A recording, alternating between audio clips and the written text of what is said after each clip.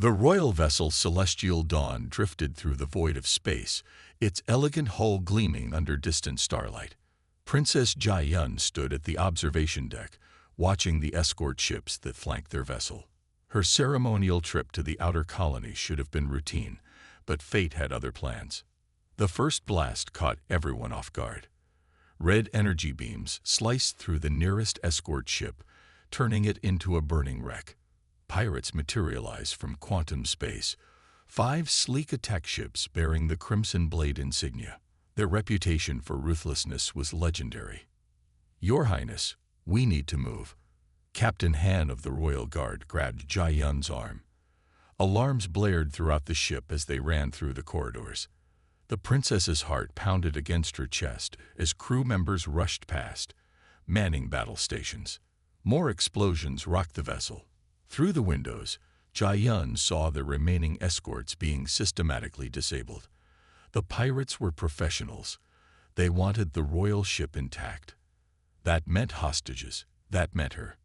"In here." Captain Han opened a maintenance shaft. "Stay hidden until I return." He pressed a small emergency beacon into her trembling hands. Jia Yun clutched her ceremonial necklace, a family heirloom that had been passed down through generations. Screams echoed through the ship as the pirates breached the hull. The sounds of plasma fire and combat grew closer. Jia Yun curled up in the darkness, trying to make herself as small as possible. Her royal guards wouldn't stand a chance against the Crimson Blade mercenaries. The ship's internal comms crackled. "This is Captain Vex of the Crimson Blade. Surrender the princess, and we'll let the crew live. Resist, and we space everyone." The pirate's voice was cold, calculating. Minutes felt like hours as Jia Yun listened to the fighting move deck by deck. The pirates were methodically searching the ship. It was only a matter of time before they found her. She activated the emergency beacon, knowing it was probably futile. They were too far from any Imperial outposts. Suddenly, a new alarm blared. Proximity alert. Through a small maintenance window, Jia Yun saw a massive ship drop out of hyperspace. Its design was unlike anything she'd seen before. Angular, utilitarian, bristling with weapons. The hull markings identified it as human, one of the newer species to join the galactic community. The human ship didn't bother with warnings. It opened fire immediately, its advanced targeting systems precisely disabling the pirate vessel's engines. The pirates responded with everything they had, but their weapons seemed to barely scratch the human ship's armor. Jia Yun heard new sounds of combat, different from before. Single shots, precise and deadly, followed by bodies hitting the deck. Someone was systematically eliminating the pirates, moving with incredible speed and efficiency. The maintenance shaft's door slid open. Jia Yun stifled a scream as she found herself staring down the barrel of an exotic weapon. The human wielding it immediately lowered it. "Your Highness, Captain Li Hyunwoo, Earth Special Forces. Are you injured?" She shook her head, taking in his appearance. The human wore black combat armor unlike the bulky suits her people used. A distinctive scar ran down the left side of his face, and his eyes held an intensity that made her breath catch. "Stay behind me," he ordered, helping her up. As they moved through the corridors, Jia Yun witnessed the aftermath of his handiwork. The pirates lay unconscious or dead, taken down with surgical precision. Not a single crew member had been harmed in his assault. They encountered a final group of pirates near the bridge. Li moved like lightning, his augmented reflexes making him seem almost supernatural. 5 pirates down in as many seconds. Jia Yun had never seen anyone fight like that. "Bridge is secure," Li reported into his comm. "Princess is safe. Beginning cleanup." He turned to Jia Yun. "Your ship will be operational within the hour. We've detained the survivors for questioning." "How did you find us so quickly?" Jia Yun asked, still trying to process everything that had happened. Li's expression remained professional. "We've been tracking the Crimson Blade. Your distress call gave us the opening we needed."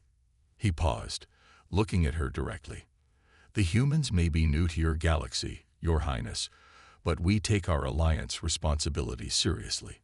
Before Jia could respond, more human troops arrived to secure the ship.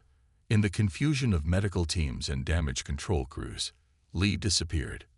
By the time things calmed down, the human battlecruiser had already departed, leaving behind only questions and the memory of those intense eyes and that distinctive scar. That day marked the beginning of changed perceptions. The nobility had dismissed humans as primitive newcomers, but Jia had seen firsthand what they were capable of. One human had done what an entire security detail couldn't. As she watched the stars through the repaired observation deck, she knew she would never forget Captain Li Hyunwoo, the human who had appeared from nowhere to save her life. Princess Jia stared out the crystal windows of the Grand Council chamber, watching ships drift through the capital's orbit while trying to maintain her composure. The chamber's ornate walls, covered in holographic displays showing the Empire's vast territories, seemed to close in around her as High Lord Kim Ta-hyung presented yet another marriage candidate. House Yong offers their eldest son, a graduate of the Imperial Academy with distinguished honors. Lord Kim's voice droned on. Their mining operations in the Outer Rim would significantly strengthen our resource security. Jia resisted the urge to sigh. 10 years had passed since the pirate attack, and she had grown from a young princess into a capable woman of 28. Yet here she sat, being paraded with potential suitors like a prized breeding mare. Emperor Song Minho watched his daughter from his elevated throne. Age had silvered his hair, but his eyes remained sharp as ever. He noted how Jiayan's fingers unconsciously touched the ceremonial necklace she always wore, a habit she'd developed since that fateful day. "The Yang family's proposal is generous," another counselor added. "Their military forces would be a valuable addition to the imperial fleet, especially given the recent colonial uprisings." Jiayan finally spoke, her voice calm but firm. "And what are their views on technological advancement and interspecies cooperation? Do they still support the isolation policies?" An uncomfortable silence fell over the chamber. House Yong was known for their conservative stance, opposing closer ties with newer spacefaring races, especially humans. "Your Highness," Lord Kim cleared his throat. "Traditional values have preserved our empire for 10,000 years. Change must be measured careful. Like how carefully we measured the pirate threat 10 years ago." Jiayan's words cut through the chamber. "If not for rapid adaptation and outside help, I wouldn't be here to entertain these proposals." Emperor Song raised his hand, silencing the murmurs that broke out. "My daughter raises a valid point. The galaxy changes whether we wish it or not.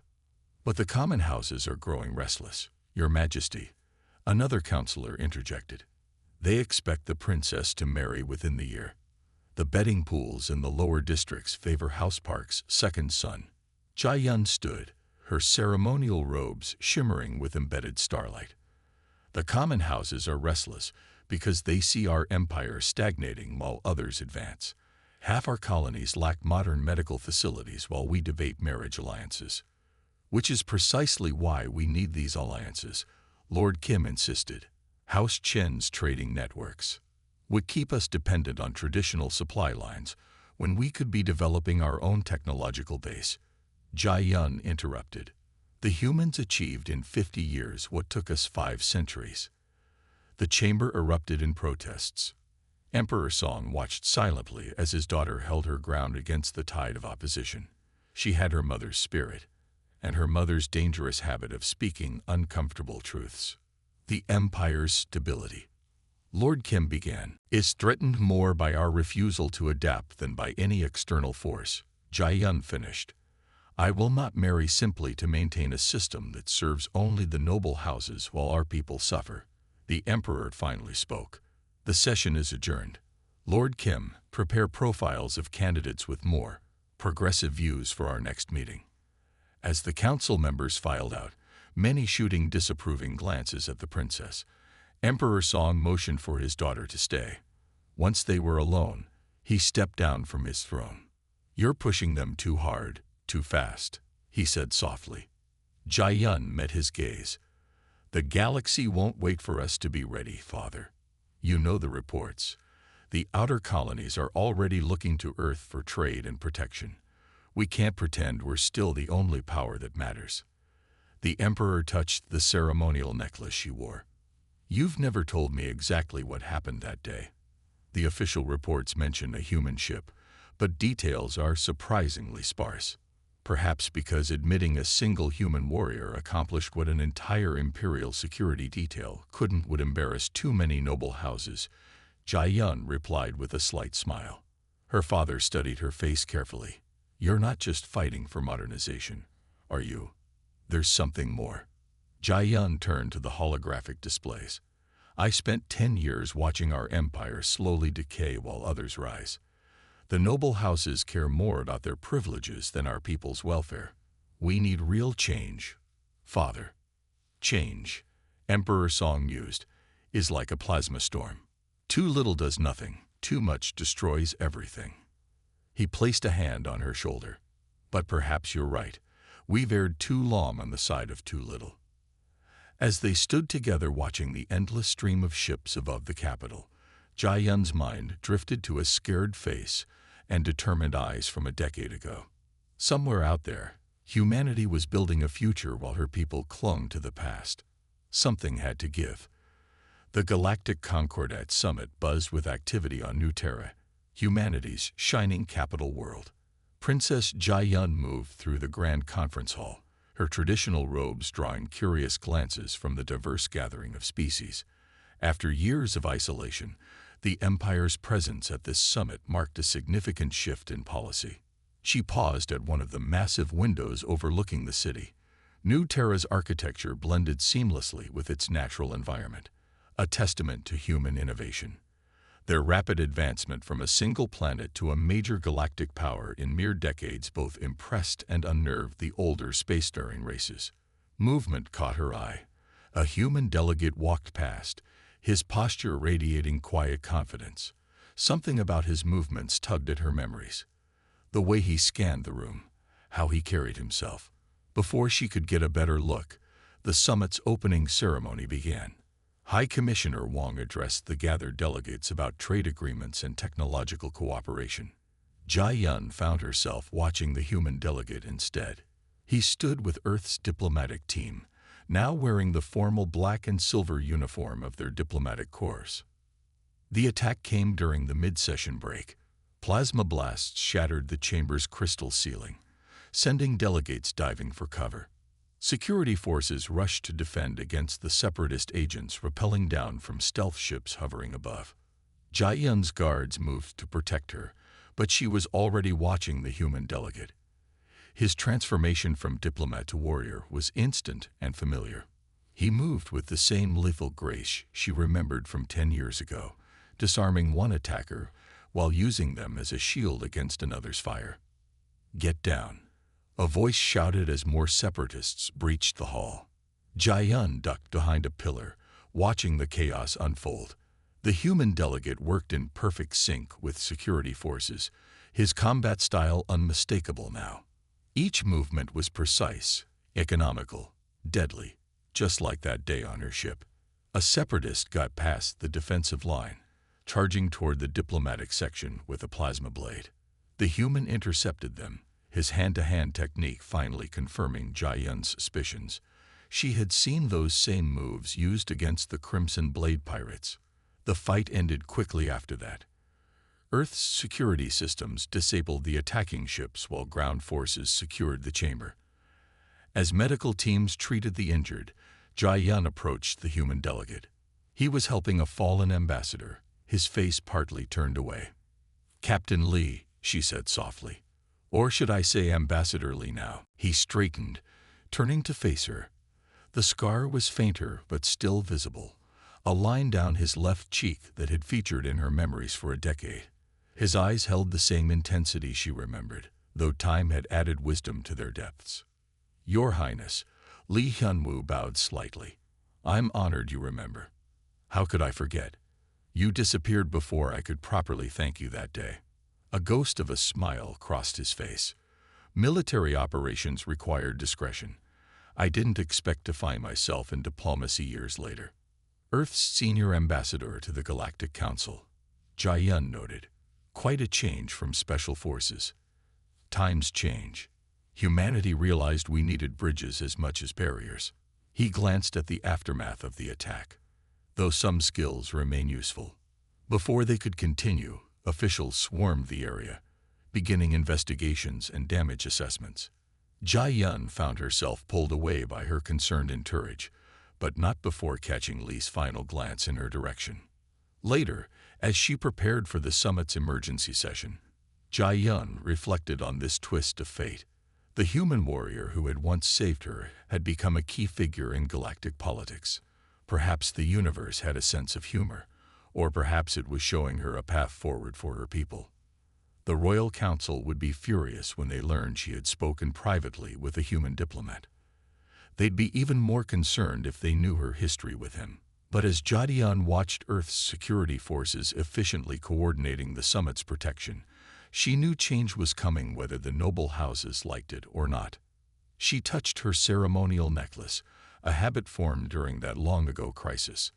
The galaxy was evolving, and Li Hyunwoo's presence at this summit was proof that warriors could become peacemakers. Perhaps it was time for the Empire to learn the same lesson. The imperial palace shook with outrage as Princess Jai-Yun made her announcement before the assembled noble houses. Her words hung in the air like plasma fire. She intended to pursue a diplomatic union with Earth's ambassador Li Hyunwoo. Lady Park Soo-min, matriarch of one of the oldest noble lines, rose from her seat in fury. Her ceremonial robes sparkled with rage-induced static. This is an abomination. Humans are barely more than savages who stumbled into space travel. The Great Hall erupted into chaos. Noble houses who had spent centuries jockeying for a royal marriage saw their ambitions crumbling. Emperor Song Minho sat silently on his throne, watching the storm his daughter had unleashed. The imperial bloodline has remained pure for 10,000 years, Lord Kim thundered. Would you taint it with human DNA? Their species still carries primitive genetic markers. Jai-Yun stood firm before the assembly. The same primitive genetics that allowed a single human warrior to defeat an entire pirate crew. The same savages who developed faster than light travel in a fraction of the time it took us. News drones buzzed through the hall, broadcasting the unprecedented scene across the empire. On thousands of worlds, citizens watched their princess challenge a millennium of tradition. Lady Park pointed an accusing finger. You speak of that incident from 10 years ago, when a human mercenary interfered in imperial affairs. Now we know why you've rejected every suitable match. You've been corrupted by human influence. I speak of the man who saved my life when our vaunted imperial guards failed. Jai-Yun replied coldly. The same man who now serves as one of Earth's most respected diplomats. What does it say about us if we consider ourselves superior yet accomplish less? The media frenzy spread like wildfire. Conservative networks broadcast endless debates about genetic purity and cultural contamination. Progressive channels highlighted human achievements and the benefits of closer ties. The common people, surprisingly, seemed more intrigued than outraged. In the noble quarter, ancient houses began calling in favors and forming alliances. They couldn't directly oppose the princess, but they could make things difficult. Trade agreements with human worlds mysteriously faced delays. Human diplomats found themselves excluded from key functions. Ambassador Li faced his own challenges. Anti-human protests erupted outside Earth's embassy. Anonymous threats flooded diplomatic channels. Some human officials suggested he step down to avoid a crisis. Jai-Yun watched it all unfold from her private chambers. Her father visited her there, looking tired but thoughtful. The noble houses are preparing to invoke the ancient laws of succession, he said. They claim your judgment is compromised. Let them, Jai-Yun replied. I've studied those laws more thoroughly than they have. There's nothing that explicitly forbids cross-species union. The emperor smiled slightly. No, there isn't. Our ancestors never imagined we'd need such a law. He paused. The public is more divided than the nobles would like. Many admire human accomplishments, even if they won't admit it openly. And what do you think, Father? I think the Empire hasn't faced real change in centuries. Perhaps that's why we're stagnating. He touched her ceremonial necklace. The same necklace you wore when a human saved you. Maybe that was the universe sending us a message. The crisis reached new heights when Lady Park called for a formal investigation into human genetic compatibility. The implied insult was clear, suggesting humans might not even be capable of producing viable heirs. Jai-yun's response shocked everyone. She released her own medical records, showing she'd already undergone compatibility testing. The results proved humans and Imperials could have healthy children with minimal genetic adjustment, something the noble houses had known but tried to suppress. As the first month of chaos drew to a close, battle lines were clearly drawn.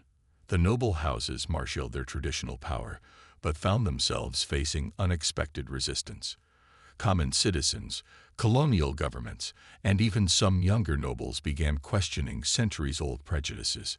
In the midst of it all, Ambassador Li maintained diplomatic composure, neither confirming nor denying any personal relationship with the princess. His professional handling of the situation only served to undermine claims of human primitiveness. Jai-yun stood at her window, watching the endless stream of news drones and protest ships circling the palace. The Empire's foundation was shaking, but perhaps it needed to shake. Sometimes the only way forward was through the fire of change. The media storm around Princess Jai-yun's declaration took an unexpected turn when classified files leaked onto the galactic networks. Operation Silent Shield, a secret joint task force between Earth and several alien nations, emerged from decades of shadows. Li Hyunwoo's involvement wasn't just a chance encounter. The leaked documents revealed him as one of Earth's most decorated special operatives, handpicked for missions requiring exceptional skill and diplomacy. The Crimson Blade pirate incident had been part of a larger operation to dismantle criminal networks threatening interstellar peace. In the Imperial Palace's secure briefing room, Jai-yun watched footage from other Silent Shield operations. Li had participated in over 30 high-risk missions, saving countless lives across multiple species. Each operation demonstrated not just combat prowess, but careful consideration for civilian safety and cultural sensitivities. "Your human is more than he appears," Emperor Song observed, studying the files. Earth's transition from military to diplomatic power wasn't accidental. The noble houses scrambled to adjust their narrative. Lady Park Su-min's claims of human primitiveness fell flat against evidence of their sophisticated operation protocols. Some traditionalists now argued that Li's military background made him even more unsuitable for diplomatic relations. "A soldier cannot be trusted with peace," Lord Kim declared in a public broadcast. "His kind knows only violence." Ambassador Li finally broke his silence in a formal address to the Galactic Council. Earth learned early that strength without wisdom leads to destruction. Every Silent Shield operative was chosen not just for combat skills, but for their ability to understand and respect other cultures. Records showed Li's transition to diplomacy wasn't unique. Many Earth ambassadors came from similar backgrounds, combining tactical experience with deep cultural knowledge. Their success rate in negotiating peaceful solutions far exceeded traditional diplomatic corps. Jai-yun found herself defending not just her choice, but a different vision of leadership. "The best guardians of peace are those who truly understand the cost of war," she told the assembled noble houses. "Ambassador Li has risked his life protecting people of all species. How many of our traditional leaders can claim the same?" More revelations followed. Silent Shield had been instrumental in preventing 3 potential interstellar conflicts. Their operators had saved multiple royal families, including a young princess whose identity had been kept secret. Until now. The common people's response surprised the nobility. Instead of fear, many expressed admiration for Earth's approach. Humans had turned their warriors into peacemakers without losing their effectiveness. Some began questioning why Imperial forces couldn't do the same. "They're positioning themselves carefully," the Emperor noted to his daughter. Each revelation shows both strength and restraint. Your ambassador Li learned politics as thoroughly as combat. He learned what matters, Jia Yun replied. Protecting people, building understanding, finding solutions that benefit everyone. The final blow to traditional opposition came from an unexpected source. Medical records revealed that many Silent Shield operatives, including Li, had undergone extensive genetic enhancement, not to gain advantage, but to better serve alongside alien allies. The modifications demonstrated both human adaptability and their commitment to interspecies cooperation. Lady Park's genetic compatibility argument crumbled. Humans hadn't just made themselves compatible. They'd done it years ago in preparation for deeper integration with galactic society. The noble house's claims of isolation and purity seemed increasingly outdated. As dust settled from the revelations, a new picture emerged. Earth's rapid rise wasn't just about technology, it was about approach. They'd built their diplomatic courts from those who understood both conflict and peace, strength and wisdom. Li Hyunwoo wasn't an exception. He represented humanity's conscious evolution. Jia Yun watched public opinion shifting. The empire faced a choice between clinging to tradition and embracing change. As she prepared for her next move, she knew the truth about Operation Silent Shield had done more than clear Li's name. It had shown a path forward for the entire galaxy. The ancient arena of the Imperial Palace filled with tense spectators as Lord Kang Do-young issued his formal challenge.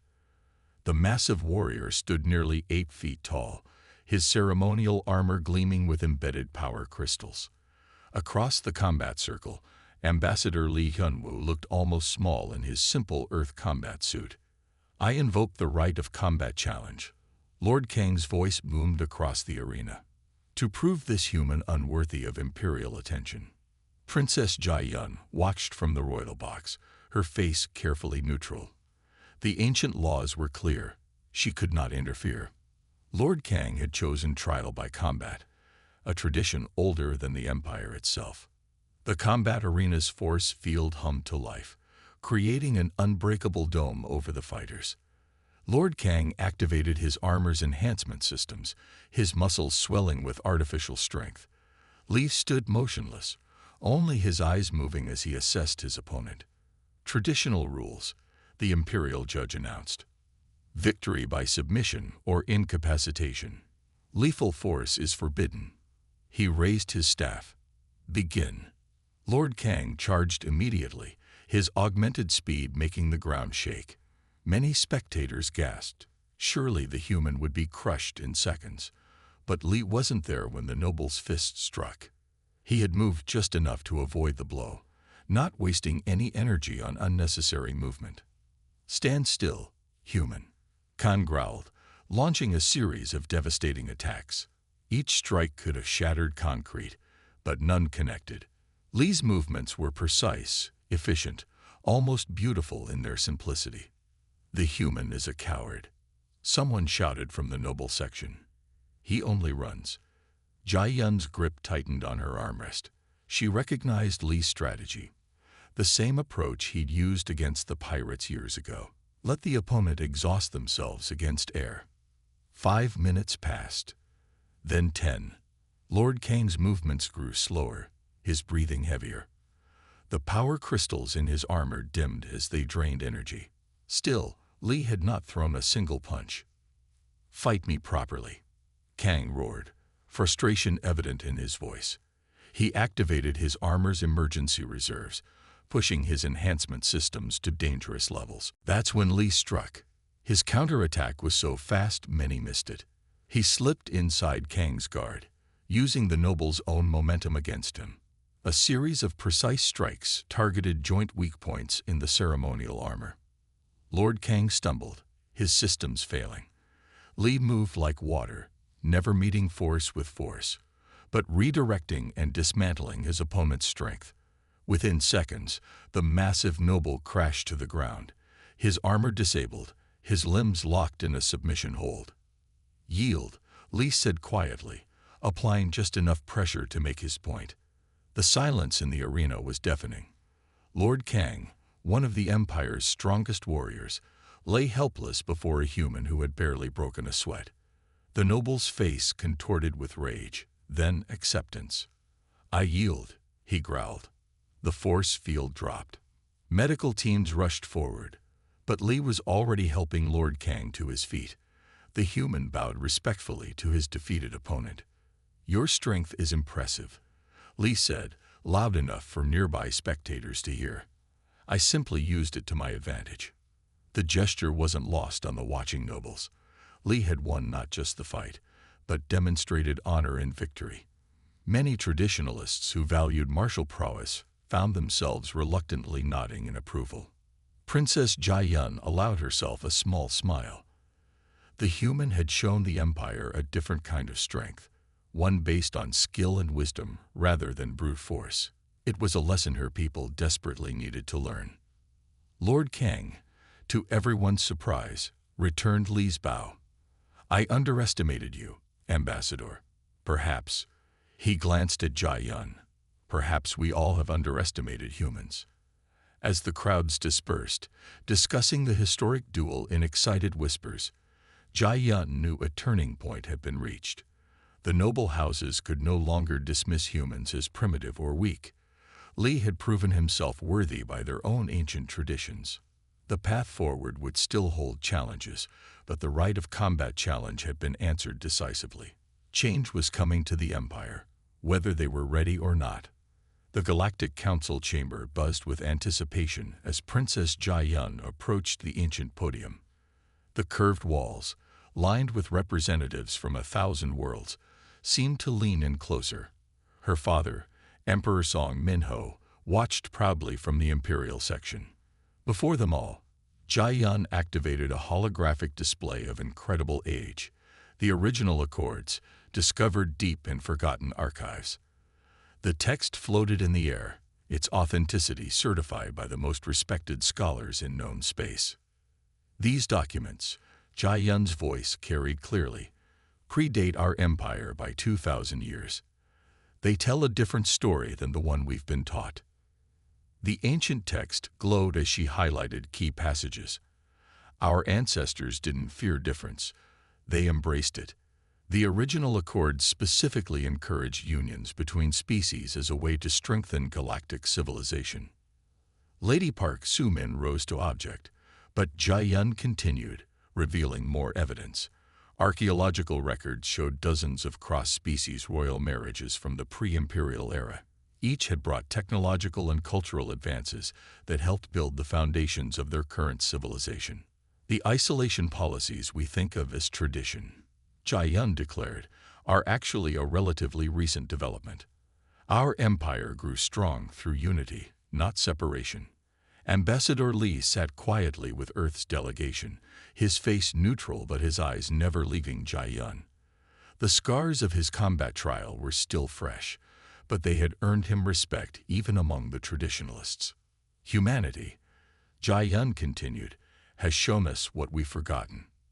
In 50 years, they've accomplished what took us centuries, not because they're superior, but because they're willing to learn from everyone, to adapt, to grow. The chamber erupted in discussion as she presented more evidence. Ancient stellar maps showed trade routes between species now considered incompatible. Medical records documented successful cross-species families whose descendants still lived among them. Our empire stands at a crossroads. Jiayun's voice cut through the chaos. We can cling to artificial barriers, or we can remember who we truly are: explorers, innovators, bridge builders. Emperor Song stepped forward, joining his daughter at the podium. His presence silenced the chamber. "The original Accords are clear," he announced. "There is no legal barrier to my daughter's choice. More importantly, there should be no cultural barrier." The emperor turned to face Ambassador Li. "You have proven your worth by our ancient traditions. Now we must prove ourselves worthy of the future by remembering our true past." Jiayun's declaration transformed the political landscape overnight. Young nobles began openly supporting cross-species cooperation. Colonial governments, long frustrated by isolation policies, celebrated the return to ancient principles of unity. In a private moment after the declaration, Li finally spoke to Jiayun. You planned this all along, didn't you? Since the day we met. She smiled, touching her ceremonial necklace. I planned to change things.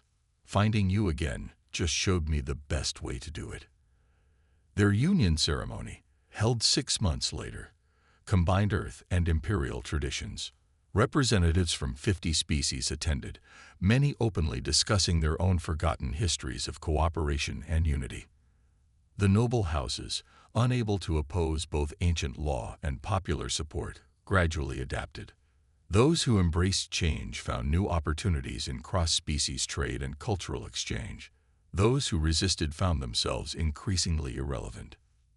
Jai-yun, and Li's first child, born a year later, represented everything the original Accords had envisioned, a perfect blend of two species, carrying the strengths of both. The Empire remembered its true heritage, and humanity found its place among the stars. As Jai-yun watched her family grow and her empire flourish, she often thought back to that frightened princess hiding from pirates. Sometimes the universe had strange ways of showing you the right path forward. All you had to do was be brave enough to follow it. The galaxy entered a new golden age of cooperation and advancement, and it all began because a princess met a human warrior who showed her a different kind of strength.